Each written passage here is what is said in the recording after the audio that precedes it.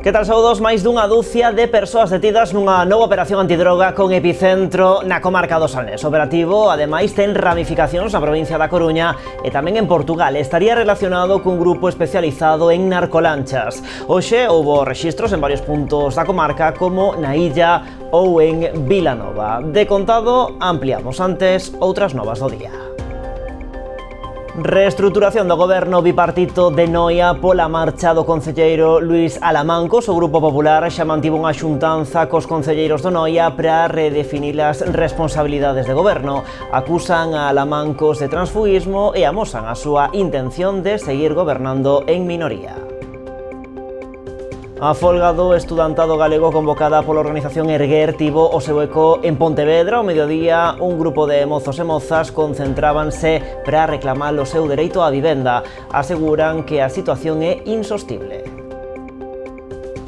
A Policía Nacional celebrou hoxe o seu patrón, o Día dos Anxos Custodios. En Pontevedra, o acto central celebrouse en A Fundación. No seu marco tamén se entregaron as distincións a dous axentes, David Valverde e Iago García, polo seu traballo na loita contra o narcotráfico. A Pobra preparase para unha nova edición do seu xantar da terceira idade. Vaise a celebrar o vindeiro 25 deste mes de outubro. Na cita, que volverá a celebrarse no pabillón de Venecia, prevese reunir unhas 750 persoas. O prezo das entradas será de 18 euros e poderán retirarse a partir do día 7. E o teatro e a danza fanse un oco na aposta cultural da Deputación de Pontevedra. Hoxe presentouse Máis Escénicas, o primeiro circuito da provincia dedicado a estas artes. No seu marco, púxose a disposición dos concellos de menos de 20.000 habitantes un catálogo con obras de case 300 compañías galegas. Están vendo as novas do día en Canal Rías Baixas. Comezamos por esa nova operación antidroga na comarca do Salnés.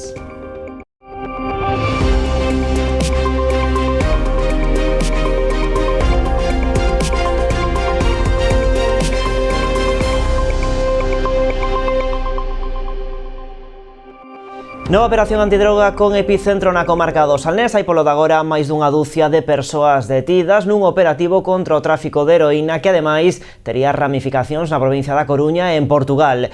A operación foi bautizada como Ceira. Nela participan a Garda Civil, a Policía Nacional e Vixilancia Aduaneira. Esta se a desenvolver dende primeira hora deste mércores con rexistros en varios puntos da comarca como a Illa ou Vilanova. Neles teríanse incautado máis de 20 kilos de heroína. Todo apunta a que este operativo podría estar relacionado cun grupo especializado no tráfico de drogas a través de planadoras dende Sudamérica. A operación está baixo segredo de sumario, está sendo dirixida polos xulgados de Cambados. Esta mañá, o subdelegado do Goberno en Pontevedra apuntaba que todas as detencións tiveron lugar no Salnés. Abel Losada aproveitaba tamén para felicitar os corpos implicados pola súa coordinación neste novo dispositivo. Efectivamente, houbo pois unha serie de rexistros en Pontevedra, en Coruña e en Portugal. Hai algunhas detencións, unha dúcia aproximadamente. Se requisou unha cantidad importante de droga e tamén elementos, digamos, de carácter logístico para o tráfico de drogas, vehículos, diñeiro, nada novo en relación a outras, non? E logo, bueno, o que quero agradecer neste momento procesal, digamos, é a magnífica colaboración da Policía Nacional, a Guardia Civil e o Servicio de Vixilancia Aduaneira, porque eu creo que aí está o elemento fundamental do éxito deste tipo de operacións. O xuíz decretou o secreto de sumario, ni siquiera está pechada a operación e, polo tanto, a toda agora é o único que podemos trasladar. Detidos eu creo que hai exclusivamente no Salnés, que é o centro da actuación, o sea, a actuación máis alá de derivacións xeográficas nesta provincia. E continúa a busca dun veciño de Boiro de 72 anos. Trátase de Félix Triñanes Sánchez, natural de Abanqueiro. Desapareció pasado luns pola noite cando saiu a pescar á praia de Mañóns. A súa familia alertou da súa falta despois de ver como non regresaba a casa. Dende primeiras horas desta mañá un amplo dispositivo coordinado pola Garda Civil, en o que tamén toman parte o Grupo Especial de Actividades Subacuáticas e do Grupo Cinolóxico de Busca de Persoas de Asturias, ademais de Protección Civil e veciños en xeral, que quixeron tamén sumarse ao operativo. Participan nas labores de busca de Félix Triñanes Sánchez, o veciño de Abanqueiro de 72 anos que falta da súa casa dende a noite do pasado luns, despois de que saíra a pescar á praia de Mañóns. Unha práctica para el bastante habitual. A familia alertou da súa desaparición ao non saber nada do seu paradoiro durante toda a noite. O seu vehículo foi localizado nas inmediacións do areal. Veciño de aquí moi pretiño donde estamos, era habitual pues, que viñera ao facho e bueno, todos os veciños o conocen as súas costumbres, por eso tamén hai moitos veciños da zona que están facendo a búsqueda por terra, porque bueno, conocen as súas costumbres, a súa costumbre era vir a pescar polas noites. Ese mismo día facía moi boas noites, unhas boas condicións para ese tipo de arte de pesca que é o facho, e bueno, todos os indicios son de que pudera pasarlle algo cando estaba facendo esa faina de pesca. Os especialistas saben máis ou menos por donde, en caso de que pudera pasarlle algo e estivera flotando, pois xa saben máis ou menos en que zonas podrían estar, porque bueno, conocen as correntes, pero bueno, nunca se sabe, estánse mirando outras zonas e bueno, esperemos que o resultado sea bo, que aparezca ben e bueno, vamos a ter esperanza. O mal tempo, con forte chuvia e néboa no lugar da desaparición, está a dificultar tamén as labores de busca, a que se sumaron mariscadores de a pé e de a flote, e a que estaba previsto que se incorporasen tamén os drons da Axega. Sí, a verdade, as condicións son moi desfavorables para este tipo de búsquedas e, de feito, para o equipo canino pois aínda non empezou, porque, bueno, con este tempo pois se lle dificulta muitísimo o rastro para os animales e, bueno, agora vamos a esperar os drons e tomar unha decisión a ver se poden voar ou non. A verdade que veñen de camiño e, bueno, a ver se temos suerte. A verdade que neste momento pois o tempo é moi malo e, bueno, a ver se temos sorte e aparece, non? Co paso das horas, as posibilidades de poder atopalo con vida diminúen. Aínda así, a familia non perde as esperanzas en que si apareza. A verdade que cada hora que pasa, pues, bueno, pues, a verdade que aumenta a preocupación, non é o mismo, pues, oye, a primeiras horas que agora xa que he pasado moito tempo, bueno, pues, as esperanzas, pues, bueno, a verdade que non é grato, non? Sí, onte xa estuve cos familiares na súa vivenda para prestarlle toda a axuda que necesiten e, bueno, seguimos en contacto con, bueno, dentro do Concello con todos os servicios de búsqueda e cos familiares. A plataforma Stop Desafiuzamentos Barbanza ven de alertar dun novo caso dunha familia en risco de quedarse en vivenda por unha suba desproporcionada do alugueiro. Segundo sinalan dende a entidade, trátase dunha familia de Ribeira que ten un contrato de arrendamento de vivenda habitual dende hai algúns anos, pola que paga uns 275 euros ao mes de renda, da que se atopa a día de hoxe o corrente. A propietaria do inmoble informoulle á familia da necesidade de incrementar esta renda mensual ata os 500 euros e, no caso de non poder afrontala, convidounos a abandonar voluntariamente a vivenda. Dende a plataforma denuncian este tipo de prácticas abusivas e ilegais que son cada vez máis habituais. Segundo eles, a familia non ten por que asinar outro novo contrato e o arrendador non pode incrementarlles tampouco a renda máis do 3% ao tratarse dunha familia vulnerable.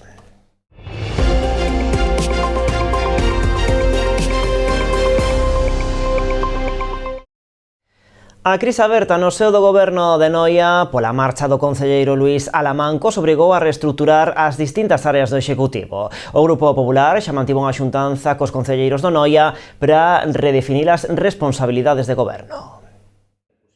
Nunha clara demostración de cohesión, os concelleiros do Grupo Popular de Noia compareceron xunto co alcalde Santiago Freire para explicar as consecuencias da marcha de Luís Alamancos ao Grupo Mixto.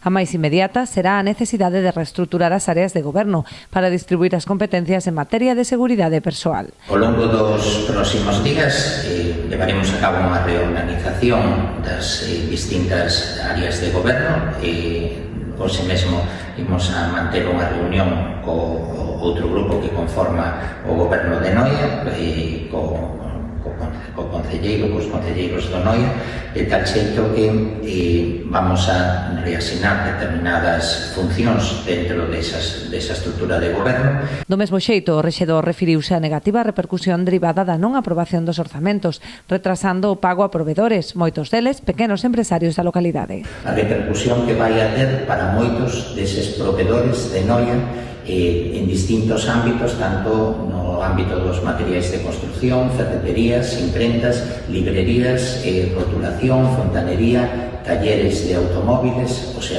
todos os distintos provedores que traballan co Concello de Noia, que maioritariamente son da propia localidade e que tendrán como consecuencia da non aprobación dos orzamentos unha tardanza ou un retraso no pago efectivo desas facturas. Tamén o edil Iván Lorenzo tomou a palabra para explicar a súa ausencia do pleno por motivos puntuais, desmarcándose por completo da postura de Alamancos, o que acusou de transfugismo. Desmarcarme radicalmente da postura levada a cabo por Luís Alamancos, o actual tránsfuga do noso concello. Entón, quero explicar basicamente que a miña ausencia puntual non se debe a ningún outro motivo máis que unha circunstancia puntual. Quero tamén indicar que, inda que eu estuvese presente na votación, non iba a mudar o sentido do resultado da votación, sino que, en lugar de ser 9-7, serían 9-8, 9 votos en contra e 8 votos a favor, o cual non implicou absolutamente nada. Aínda que en minoría, o alcalde expresou a intención do Executivo de seguir a gobernar coa máxima implicación e responsabilidade posibles. A folga do estudantado galego convocada pola organización Erguer tivo o seu eco na cidade de Pontevedra. Ao mediodía, baixo a chuvia, un grupo de mozos e mozas concentrábanse para reclamar o seu dereito á vivenda. Aseguran que a situación é insostible. Segundo os convocantes, nos centros públicos pontevedreses, o seguimento da folga roldou o 80%. A situación da vivenda e as dificultades para acceder a ela botaron hoxe á rúa o estudantado galego. Convocados pola organización Erguer, secundaron unha folga para reclamar que se tomen medidas que freen unha problemática que aseguran é insostible. Estos prezos inaccesibles, podemos falar, afectan o estudantado, afectan a todo o mundo, é un sistema estructural do propio sistema capitalista, pero afecta especialmente ás estudantes que queren comezar a súa vida universitaria ou mesmamente en ciclos formativos que teñen que mudar da casa para poder estudar. Entón, isto condiciona gravemente e empobrece as estudantes. A folga foi convocada en toda Galicia. Segundo os convocantes, nos centros públicos da cidade de Pontevedra, o seguimento acadou o 80%. Ademais, un grupo de estudantes concentrouse ás 12 do mediodía na Praza da Peregrina. Para reivindicar vivenda digna e accesible para a mocidade, porque é un dereito fundamental. Non estamos a falar dunha mercadoría máis, como que nos queren ver que a vivenda, todo aquel que se lucra, a vivenda non é un ben de mercado, a vivenda é un dereito fundamental que ten que ser garantido e agora mesmo non se está a garantir. A creación dunha bolsa de vivenda pública con alugueiros a prezos populares pro estudantado, a regulación dos prezos do aluguer para frear os abusos e o aumento de prazas en residencias públicas estudiantís son algunhas das demandas do colectivo. Pontevedra é a terceira cidade máis cara dos prezos dos alugueres. Os prezos en mellores condicións déixanse para o mercado do turismo e isto reduce moitísimo a oferta dos pisos para as estudantes e deixa as vivendas en peores condicións, basicamente o límite da habitabilidade. Dende Erguer reivindican ademais a importancia da autoorganización do estudantado para loitar polos seus dereitos. E a Policía Nacional celebrou hoxe o seu patrón no Día dos Anxos Custodios. En Pontevedra o acto central celebrouse en a Fundación. Ata alí desplazáronse boa parte das dotacións das comisarías de Pontevedra, Vila García e Marín, encabezados polo comisario xefe provincial Juan José Díaz. No seu marco tamén se entregaron as distincións a membros das forzas e corpos de seguridade por feitos destacables deste ano. Os axentes David Valverde e Iago García foron recoñecidos tamén polo seu traballo na loita contra o narcotráfico. Tamén se homenaxeou a persoal civil pola súa colaboración. Bueno, no Concello da Pobra están traballando xa nunha nova edición do seu xantar da terceira idade. Vaise celebrar o día 25 deste mes e agardan que participen uns 750 maiores. Ampliamos despois da publicidade.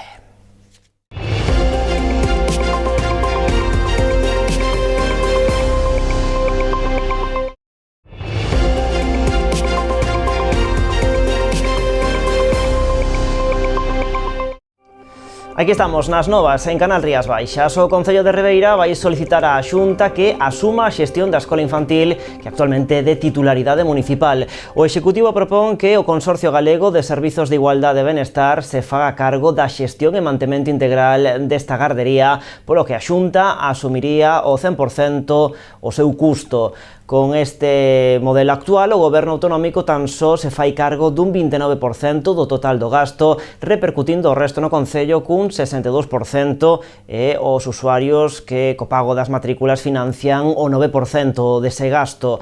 O gasto anual é de 560.000 euros, o que implica dispoñer de menos recursos para atender outros servizos básicos para a cidadanía. E o Concello da Pobra estuda a posibilidade de adquirir o pazo de Torre Xunqueiras para que pase a engrosar o patrimonio municipal, unha vez que a súa actual propietaria amosouse disposta a realizar a súa venda. O Goberno local busca agora vías de financiamento para poder afrontar a súa compra ou ser inasumible únicamente con fondos propios.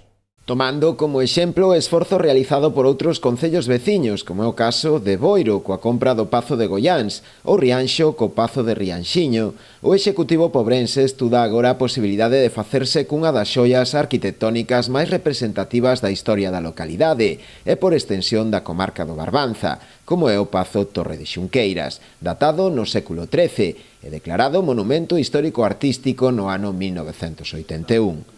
Para afrontar a súa compra, o Concello iniciou unha serie de contactos na busca de apoios que poidan facer posible a súa adquisición e poñelo a disposición da veciñanza. Pensamos que eso que é un obxectivo moi importante para a Pobra, non só polo valor patrimonial do Pazo, sino tamén polo seu valor turístico e económico, pero sobre todo, por suposto, cultural. Esperemos que chegue a bo porto todo isto. Desde logo, pola nosa parte, vamos a poñer todo o noso esforzo en este obxectivo. No caso de ser factible esta compra, o Concello ten previsto varios usos para este espazo, vinculados na súa maior parte ao eido cultural, entre os que se atopa destinalo a Museo de Historia Local. Pero non só iso. Ese Museo de Historia Local pois quedaría nunha das partes baixas da torre, pero si teríamos previsto tamén, por suposto, outros moitos usos. Ese é un dos edificios renacentistas máis importantes que hai en Galicia. Entonces, o proxecto sería unha especie de, pois, un proxecto, digámoslo así, non? Que podía ser un título, un proxecto renacentista para o século XXI, porque non só queremos que sea un proxecto de tipo cultural, sino tamén científico. Ademais do Ministerio de Cultura, con quen a través da Delegación do Goberno en Galicia xa estableceron varios contactos, o Concello non desbota a buscar outras fontes de financiamento noutras administracións para poder facerse co Pazo, como é o caso da Xunta ou a Deputación da Coruña, xa que asumir por si só a compra deste edificio senlleiro antóllase moi complicado. Imos agora ata Cambados, zona centro. O colectivo de comerciantes desta localidade amosase conforme coa peonalización da praza de Asorei. Creen que este cambio pode afectar algo aos comercios, especialmente nas tarefas de carga e descarga. Por iso pidenlle ao Concello que axilice o cambio de normativa para que se estableza uns horarios para que os vehículos de transporte poidan acceder á zona. Piden tamén recuperar as prazas de aparcadoiro que se van perder con este peche. Zona Centro non ve mal a peonalización da praza de Asorei de Cambados, pero pide que se tomen medidas para non xerar consecuencias nos establecementos da zona. O colectivo de comerciantes insta ao Concello a que axilice o cambio de normativa para que se establezan uns horarios para que os vehículos de transporte poidan acceder á zona. Penso que, a voluntade é boa. Temos que ir un poquinho todos da man, o que non podemos é cerrar portas. E logo, se que pode ser positivo para un comerciante ou non, vamos a ver co tempo. Sí que necesitamos unha humanización un poquinho máis daquela zona, e bueno, vamos a ver. O que propón Zona Centro é que se permita o acceso á zona peonil deses vehículos de transporte para abastecer os locais nunhas determinadas horas do día. Planteouselle a mellor facer o que é uns horarios de carga e descarga, porque había unha problemática de cando se carga, podía ser a cargar ou a descargar por parte dos nosos asociados. Eso planteouse, quedouse de mirar por parte de José Ramón e máis por Policía Local, buscaron a maneira de buscar un horario para toda aquela zona. A Asociación de Comerciantes tamén pide que se recuperen as 6 plazas de aparcadoiro que se van perder coa peonalización. Planteouse tamén que perdíamos ali unhas plazas de garaje, unhas plazas donde vanse intentar primeiro señalizar o que é o parking da Avenida de Salnés e ampliar ali un pouquiño, a ver si apostar a incrementar as plazas de garaje que se perden abaixo, pero bueno, en principio vamos a ver que sea positivo, a que iso faja que se atraia xente a Cambados. Esta peonalización súmase a outras no barrio de Fefiñáns, unha zona moi frecuentada por veciños e visitantes. Os comerciantes confían en que a supresión dos coches convide aínda máis o paseo e que iso se acabe notando nos establecementos próximos. A medida vai entrar en vigor este xoves ás 9 da mañá. E no barrio do Piñeiriño, en Vilagarcía, a veciñanza quéixase dos problemas que están a sufrir co alumeado público. A Asociación Veciñal denuncia que dende hai 5 días hai problemas en varias rúas da zona. Din que é algo moi molesto e que xera tamén certa sensación de inseguridade. Aseguran que levan días trasladándolle esta situación ao Concello e pídenlle ao goberno local que estea máis pendente dos problemas do barrio. Dende o Concello piden comprensión ante esta situación, explican que están a traballar xa na recuperación do servizo en todas as rúas. De feito, esta mañá, operarios municipais estiveron pola zona cambiando varias das luminarias afectadas. Rabella explica que o problema xerouse logo dunha avaría da que se descoñecen as causas, danando case 40 farois. Confían en que estes días o problema quede resolto.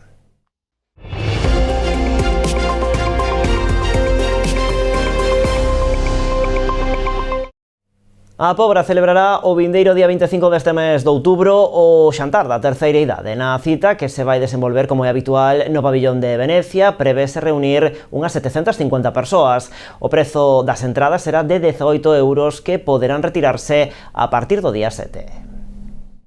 A concelleira de Servizos Municipais, Estefanía Ramos, deu a coñecer esta mañá os detalles da celebración, un habitual xa no outono da localidade que terá lugar o venres 25 deste mes de outubro a partir das 2 da tarde no pabillón de Venecia. Como nas últimas edicións, encargarase da organización do xantar o Grupo Chicolino, empresa que resultou adxudicataria do concurso. Esta é unha cita que acostumamos facer por estas datas estes últimos anos, na que se reúnen persoas maiores de 60 anos e veñen a pasalo ben, a celebrar connosco este día. Para isto saiu a licitación, o xantar, e a empresa adxudicataria resultou ser Chicolino, como é habitual nos últimos anos. O menú vai estar composto por 2 mariscos, carne e peixe, ou peixe-carne, máis ben dito, postre e café e chupito. Para amenizar a xornada, contaremos cos gaiteiros de Trécola e tamén co trío de Mar da Vila. O prezo do menú este ano será de 18 euros e as invitacións para poder asistir ao convite poderán retirarse a partir do día 7 no propio Concello. As entradas teñen un custo de 18 euros por persoa e vanse poder adquirir a partir do día 7 de outubro ata o día 18, ambos os dous incluídos. Vanse vender na Casa Consistorial, no primeiro andar, en horario de 9:30 a 2 da tarde. Dende o Concello, que reservou mesa para unhas 750 persoas, quixeron agradecer tamén a achega económica aportada por varias empresas da localidade que colaboran para que o xantar poida celebrarse. O teatro e a danza fanse un oco na aposta cultural da Deputación de Pontevedra. Hoxe presentouse Máis Escénicas, o primeiro circuito da provincia dedicado a estas artes.